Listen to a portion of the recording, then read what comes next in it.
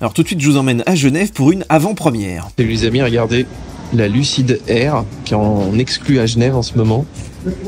Avec ce magnifique frunk. Alors c'est la concurrente de la Model S, évidemment, donc elle coûte plus de 100 000 € minimum. Et vous voyez ce look vraiment détonnant avec la petite bande de LED devant. Alors bien sûr, c'est un modèle américain. Vous voyez d'ailleurs la prise CCS US. Alors comment tu trouves l'intérieur? C'est confortable? C'est génial. Petit volant en cuir. Ça sent le cuir, hein. Ça sent trop bon. Là, on se croirait un petit peu sur le volant de la Porsche Taycan. Alors les amis, on embarque à l'intérieur. Effectivement, on a de la place. Regardez-moi ce pare-brise les amis.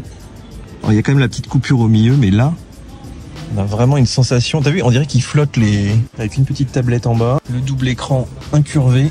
Façon Porsche. Alors regardez cette énorme console centrale avec la double charge à induction. Dommage, elle est un petit peu cachée, mais il y a quand même beaucoup d'espace, y compris, regardez, sous l'accoudoir. Par contre, à l'arrière, la place du milieu a l'air moins confort quand même que dans une Model S. T'achètes la Lucid Air? Oui. Par contre, si les écrans sont jolis, le système a l'air quand même un bon cran en dessous de chez Tesla. On dirait plutôt, voilà, ce qu'on a chez Audi, chez Porsche, ce qui n'est pas une mauvaise référence non plus. C'est pas très fluide quand même, hein. Est-ce qu'il a Genève? Ah, regarde, là, tu l'as aussi. Alors, on y va. Ouf. Ouais, c'est pas, on n'est pas chez Tesla ou chez Android, hein. Effectivement, l'interface est plutôt jolie, mais ça manque clairement d'optimisation. Le volant est aussi bien fini, très épuré. Regardez, il n'y a pas trop de boutons, hein, même s'il y a beaucoup quand même de tactile. Alors pour atteindre les presque 1000 km d'autonomie, regardez les jantes, elles sont évidemment très aéro, presque pleines. Et on a même des petites caméras dans les montants.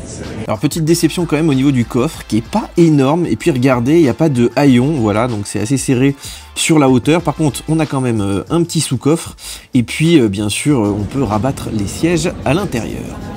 Alors elle fait près de 5 mètres de long et regardez l'empattement absolument énorme. Elle a pas non plus un super rayon de braquage, elle est aussi très basse. Bref, la ville n'est vraiment pas son terrain de jeu préféré. Par contre, c'est une voiture qui a été totalement pensée pour l'électrique. Vous voyez l'optimisation pour les batteries, pour le frunk aussi. Alors regardez, en courant alternatif, elle charge jusqu'à 22 kW, ça c'est vraiment bien. Et on est sur une plateforme 900 volts, donc jusqu'à plus de 300 kW, donc une charge vraiment très rapide. Alors son moteur ne pèse que 74 kg, regardez, il développe comme 670 chevaux, c'est énorme. On peut voir aussi ici l'agencement des petites cellules de la batterie.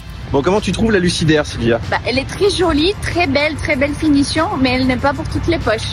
Non, elle est chère, elle a pas l'air très techno, ça a pas l'air très réactif. Par contre, j'aime beaucoup, tu vois, les coffres, il y a plein de choses qui sont bien pensées, c'est extrêmement bien fini. J'ai pas vu la nouvelle Model S, mais franchement, les sièges et tout, c'est incroyable. Le massage était trop bien. Les finitions, le massage, ouais.